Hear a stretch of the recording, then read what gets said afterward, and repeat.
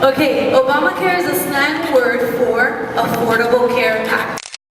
What it stands for, Affordable Care Act. That's the law that was passed, okay, by our president, saying that everybody in the United States needed to have health insurance. If not, they were going to get penalized, okay? In most cases, for very low-income families, the penalty is higher than if they were to get insurance, believe it or not, okay? So, especially for this, the first year was just like a little, slap in the hand, okay, it's coming. But this year, it's gonna be big, okay? 2% of their income, or 300, what was it, 25? I think 300 something per person? 325, right? I think that's a number. Okay, so it's big, okay? Because it's per person, so think about it, So for a lot of families, it might be better for them to get insurance than to pay the penalty, okay? But, guys, when I would sit with someone and their main priority or their main thought was on being penalized, especially for someone who has to pay a little bit more, sometimes I would tell them, I'm like, listen, don't get the insurance because of that. I mean, I'm gonna try to educate people why insurance is so important. And that's something I like to always focus in my trainings. Why is it cutting off? I always like to focus on that and tell you guys, listen guys, the application that we do, that's just an application that anybody can do. I mean, if you have basic knowledge on computers and it's data entry, you're gonna, at first you'll be a little rusty with it because it's not the easiest application out there. I think we know that. Okay, but once you do it, you're gonna get the hang of it and you're gonna see it's just an application. Okay? What I like to focus most in our trainings is what do I need to know as an agent to differentiate or to guide my client in the right direction? See what I mean? That's what we need to know. How to tell a person you qualify, yes, or you don't qualify, and this is why you don't qualify. Isn't that what you're more interested in? And to be able to speak as an agent and not, an application? See what I mean? So that's what I like to focus on, okay? On these things, and that's what we're going to be talking about today. What you need to know in order for someone to qualify, okay, the rules and regulations of it, pretty much. Okay, the thing that you're going to be using the most, and this is the easiest way of looking for it, is you go to Google and you put in federal poverty level. Okay, if you guys have a computer, go ahead and do it. This is something you're going to want to, keep, because you're going to have to have access to this at all times to be able to show your client, okay? Because sometimes, you tell them, oh no, I don't qualify, you don't make enough, they're not gonna get it, okay? So it's should have it printed so that you can just show it to them and be like, look, this is why, okay? Hold on. To get connected, Sunshine Guest. There we have one that doesn't need a password, if you need one.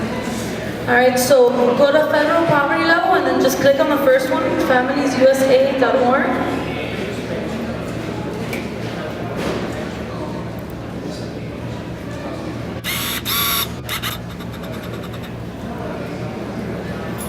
I don't have battery already, I'm sorry.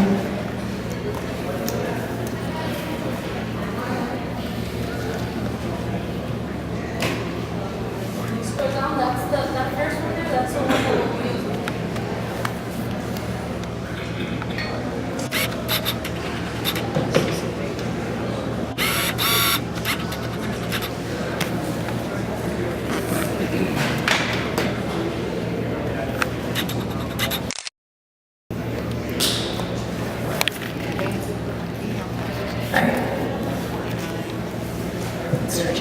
Okay, so this right here is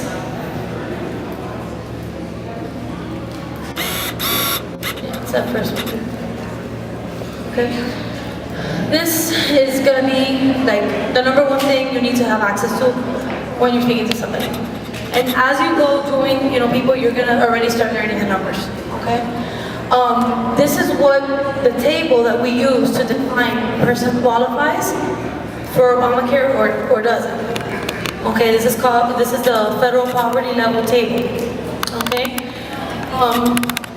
going back a little bit, Obamacare was intended for people who, it wasn't for the people who qualify for Medicaid, because people who have Medicaid stay with that. Okay, it's very important that we understand that. You are not taking anyone away from their Medicare, Medicaid, if it's a child from their kid care, okay, from their CHIP program, TRICARE, which is a benefit for veterans, you leave them, okay? You tell them, no, that's your insurance, you're perfectly fine, okay? With Medicaid, there's a little asterisk, because there's two different types of Medicaid. There's a full Medicaid, okay? And then there's a different type of Medicaid, which is a medically needed Medicaid, which basically works on a deductible. How it works is pretty much the person can't go see a doctor, can't go do any exams, because they'll give them an amount, and if what they need to do isn't over that amount, they're not covered. So it's pretty much for when they go to a hospital, or that's pretty much what it is, because in a doctor's office, they're not going to spend more than $1,000. You follow me what I'm saying? Okay, so how that medically needed Medicaid works is that you have a deductible, which works different than this kind of deductible, okay? And we'll go into that a little bit later, but it works different. That the deductible from the medically needed is you have to spend more than that amount for it to be covered. Okay? So it's really, guys, it's just if they were to have an emergency, they go to the hospital and they won't have to worry about a bill. And if it's more than that portion, because let's say it could be 5,000 and they went to the emergency room and it was 3,000, they're stuck. So whoever has that Medicaid, they could enroll for Obamacare. Okay? Because that does not meet the 10 minimal essential benefits in order for it to be a qualified health plan. Okay, remember, in order for a plan to be a qualified health plan, it needs to meet the 10 minimal essential benefits. Okay, and what are those? Emergency rooms, hospitalization, medications, ambulance, pregnancy, what else? Preventative. Help me out here, guys, come on, you guys did this. Preventative. What else, what am I missing? What is it? Maternity, I said that. Maternity, medications, hospitalization, urgent cares, or emergency room, ambulatory services. I said those 5. What else am I missing? What laboratory, yes. What else? Mental health, that was a very big one, guys. That was added, very good. Before, that was not included in health plans, and we were, having a lot of problems with people that needed mental health couldn't get access to it, and they added that as a minimal essential benefit.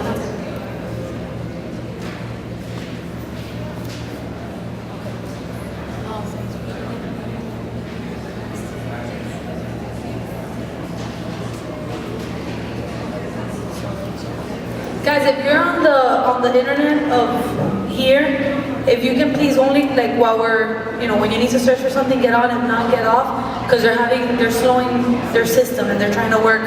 I'm sorry, we're trying to get a better server, but for right now, when there's a lot of amount of, people, it slows us down. So if you could just, get off that Wi-Fi, okay? We're not going to be using this that much. I'm going to have that up and that's it, okay? So if you guys could just get off the Wi-Fi. Okay, that's why we stress how important it is to have a hotspot, because as good of a plan that we might have, it's still going to give us problems when we have this big of a group on it. So get a hotspot, okay? But please just get off, because it's giving them trouble to work, okay? All right, so back, what was I saying? Okay, the minimum essential benefits, mental health was another one. So you can just, look up for all of them. I know I'm missing some, but I touched up, I think, on the most important ones. Okay, so in order for a plan to be qualified and to be deemed as avoiding the penalty, it must reach that. People think it's just, whatever insurance, or no, it needs to meet that minimal essential benefit, okay? So that's a important note to keep. So if they have any of those state or government run programs, like some of the ones I mentioned, please, guys, you leave them there, okay? Do not take anybody away from their Medicaid if it's a fully, full Medicaid. And the kids, if they have their kid care, they stay there. Okay, guys, don't, people are gonna come to you confused, and it's your job to guide them in the right direction. Okay, some parents might not know and be like, oh, I have one kid care, but if this is better for the mom, guys, don't try to make a buck on that. I mean, it's not worth it for a child. It is better for them to have their Medicaid or their kid care. These are plans that have been specifically, how do I say that? Specifically geared towards them. They're, it's just a plan for a child. So they have richer benefits for them. Okay? Remember, these Obamacare plans are, how do I say that? Their network are concise, are brought down from the out of the marketplace plans. Okay, so keep that in mind as well. Okay, the Obamacare plans, I'll repeat it, their networks aren't as rich as the ones outside of the marketplace. Okay, so that's another thing to keep in mind. If you have a family where one of the members is pregnant, and they have really young children, would those automatically go into Medicaid? If you have a family, say it again. If you have a family? 4 members of the family, there's one that's maybe, 18 years old, and then there's a young child, and the mother is pregnant. Does the system, I think the system separates them into Medicaid and Obamacare? Yes, okay, so let me tell you a little bit how, for a child, when you go, it all depends on the income of the family. Okay, I don't know exactly where in the table that is, but when you do a quote, it'll tell you, okay? For children who are under 19 and below, I think it's like 250 or 200 of the poverty level, if their family falls under that, they should qualify for Medicaid or kid care. Okay? Now, there's some people that are denied that for legal status. Usually that's really usually what or why they would be denied that. Okay, that would be the only time, guys, that you would put a child in an Obamacare plan, if they're denied Medicaid. Okay? Okay. That's the only, time. Hold on, let me finish this and then I'll go back if you still have a question. Okay? That's the only time a child is denied Medicaid. I'm sorry, the only time you would put a child in an Obamacare plan is if they're denied Medicaid. Okay? You guys are following? Okay, but person is not sure.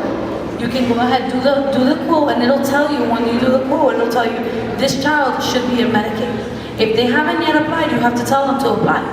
Okay? The only time you can, have the child enroll is if they were denied Medicaid, which there's a button in the application to put that, and that's when it gives access to the child to buy the insurance.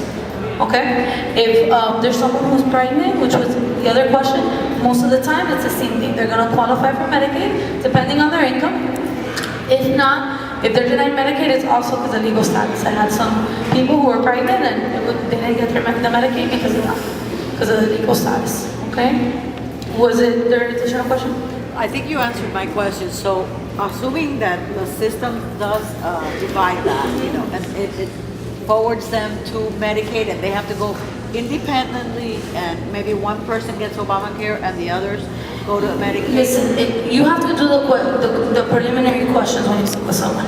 And if someone is telling you, if you do the quote before, and if it tells you that they're sending them to Medicaid, and they haven't applied, then you tell them, go and apply for Medicaid. You're not going to do the application so that then it sends them to Medicaid, and right. Why waste your time? That's not the right thing. But do you still sign up the one that's eligible, let's say the husband? Yes, of course. Yes. Her question is, family of 4, 2 kids have Medicaid, the wife is pregnant, she has Medicaid at the moment, do you sign up the husband? Absolutely. And the family is still included, which is what I'm going to go into now. That's what I'm going to go into now. What's the question?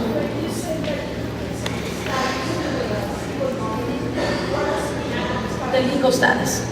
Like that's one of the reasons why they would deny that person Medicaid. So let's say they haven't been in the country for, I don't know what those exact rules are because I don't work for Medicaid. This is just what we pick up as what we learn from dealing with the public. But I don't know what the actual table is. But that's one of the reasons why someone would be denied Medicaid, or what I've seen that's usual, is because of that legal status. When someone's pregnant is what I'm afraid to. Or of course income. We know that of course income is That's, I'm not mentioning that because that's, Medicaid is for the, low income.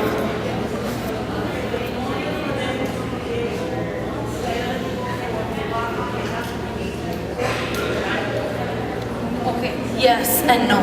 There's a lot of different, her question was that in order to be eligible for Obamacare, if you must be legal, and yes and no, there's a lot of, there's a lot of different legal statuses available in the marketplace. So what I've always suggested to people is when you're first going to the application, take a picture of that drop-down box with the different, legal statuses. So when you have someone ask you, even before you do the application, you can have access to it and say, listen, what is it? What legal status do you have? The most popular, guys, is resident, a permanent resident, or employment authorization cards, which in Spanish we call permiso de trabajo. That's the same thing. Un permiso de trabajo with employment authorization card is how it comes out on the system. Those are the most popular, and that is, there's no problem because that is considered legal here in the United States. But there's other stuff. There's so many options. One of the options is a foreign passport. That's one of the options. So what I always say is, don't make the decision for the person. Try to get them through. If they have one of the options there, then say, look, apply. See what happens. Okay? If at the end of the day, because if you don't put any information on the system, you're gonna have to send supporting documentation. If at the end of the day you send the supporting documentation and the marketplace said, no, this isn't deemed, good, eligible, or whatever, then let them make that decision. But you still have that person in the plan for 3 months that was good for them. You see what I'm saying? So don't make those kind of decisions. Try to, help that person out as much as you can. Okay, and let the marketplace deal with them. Is it true that they must be employed to qualify? Yes. Yes. How about if you have a 60, 61, 62-year-old retired on Social Security? Do they qualify? Okay. The question was if you need to be employed in order to qualify, and I said yes. And then he asked me, what if you have someone who is 60, 61, they still don't qualify for Medicare, right? But they are retired, so they're receiving a Social Security check. All right, let me go into details of this. Okay, guys, I know this is a lot of information, but really, we're days away, so I have to try to give you as much as I can, okay? So I'm sorry if it's a little high-paced, but I'm trying to give you as much information, okay? All right, so whoever has Social Security, there's a certain table on who needs to do taxes and who doesn't. I believe for a married couple, I think it's like 30,000. If you're under, you don't have to pay taxes if you're retired. If you make over that in Social Security, then you do need to pay taxes. Okay. Regardless, guys, in the application, if you go and you put that person isn't going to do taxes, it won't give them a tax credit. Okay. So you have to explain to that person, listen, I know that based on what Social Security tells you, you don't have to do taxes, but unfortunately, this is, it correlates, or it's conjoined with how you do your taxes. Okay, that's something I forgot to mention in the beginning, but it's important that we understand. Obamacare, taxes, together, okay? Information you put here is all based on how you do your taxes, okay? Because that's how they're gonna control the penalty. That's how you're gonna control, that it's all based on how you do your taxes. Very important, when you sit down with a person, you don't ask them who lives in your house. You say, who do you put on your taxes? You guys get that? Okay, because you might live with someone and not do your taxes together with that person. So it's not how who you live with, or it's how do you do your taxes. Okay, you guys get that? Okay, so for someone who's retired, they don't have to do them, and I do have a couple like that. I tell them, listen, talk to your accountant to see what it is that you can do, but if I go in the system and I put that you aren't going to do your taxes, it won't give you any help. Okay, so, that's a for sure thing. So I've directed them to their accountant, and they've actually done them like a makeshift. What this person told me was that the accountant made them the taxes, but didn't send it. So I'm not sure, in that area. Remember to stay within the parameters of what you know and what is our specialty. So that's already, you have to be like, hey, talk to your accountant. Don't say anything that, you can't. You follow? Okay, so, yeah, if you put on that system that you don't do taxes, it just like says, okay, well, sorry, bye. Okay, and it doesn't give you a tax credit. There was another question back here? Yeah. I'll talk about that later. I always leave it for the end. It's very not complicated, but if she asked about employee insurance, we leave that at the end. Let's stay within this, okay? All right, so let me explain to you guys how this table is. You see on the left-hand side, it says household size. Guys, that's not who is applying, that's how many people do you have in your household. Okay, and again, when I say household, I'm talking about how you declare your taxes, not who you actually live with. Okay, so let's say you might live with your grandmother, but you don't declare her, you don't put her as a dependent, then that she's not included in that household. Okay, so let's go with mom, dad, and 2 kids. Okay, 2 kids have Medicaid. Okay, the parents are the ones who are applying. Would you look at a household size of 4 or household size of 2? 4. Okay, very good. Very important that you don't forget that. For those of you that didn't know, that is very important. It's not who is applying, it's who your household is. So the child in this case is included, even though they're not applying for insurance. And when you go and you do the application, there'll be a separate way of saying who is applying for insurance and who is a dependent, okay? Who's just in the application. Okay, so for a family of 4, the minimum is $23,850. If you make $23,800, do you qualify? No. Yes? No? Maybe? No. If you were to put it in the system, you don't qualify. Okay, and that's what I want to go into this next thing. Okay, about self-employed and who gets paid with a W-9. Okay. I'm sorry? W-2, I said W-9, yes, I'm sorry. I meant a W-2. I have 1099 and a W-2, that's what I meant. Okay, 1099 is for self-employed, okay? When you get paid at 1099, you aren't deducted taxes from your paycheck. You get paid when you get paid, and then at the end of the year, you pay it, right? We follow? What do we get paid? 1099, okay? We don't pay taxes. We don't get paid taxes, I'm sorry, we don't get deducted taxes from our check, okay? We pay them, okay?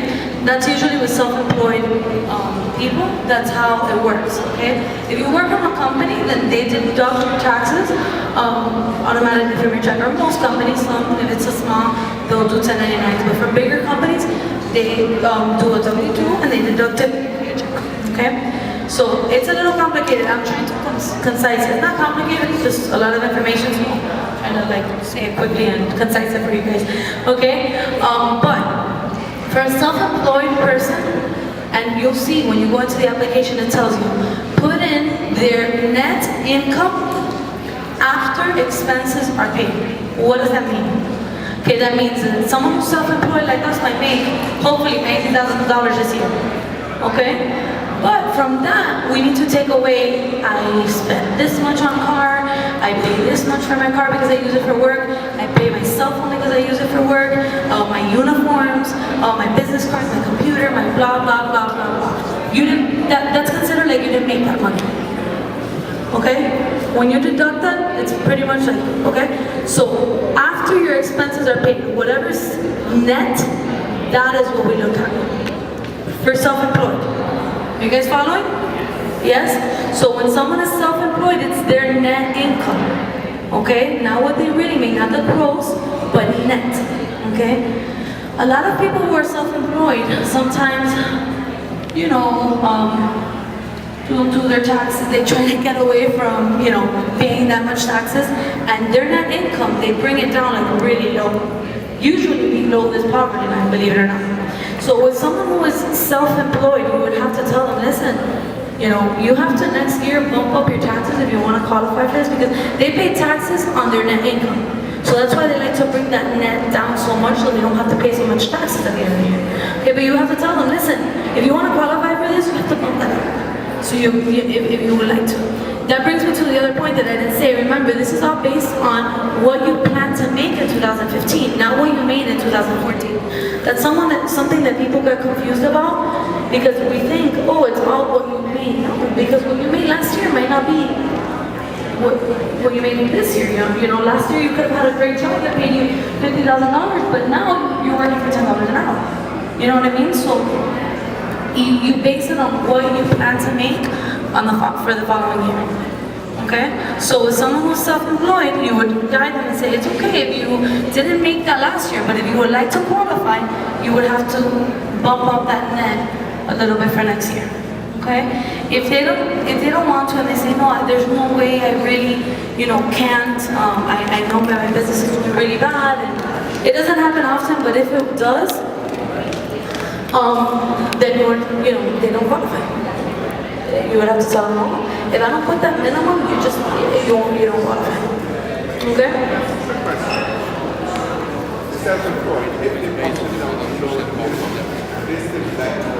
No. If you do not make that much, that minimum that's in that table, you do not receive the penalty. Okay? So if you're under that poverty line, you didn't make enough to qualify for Obamacare, you do not get the penalty. That was his question.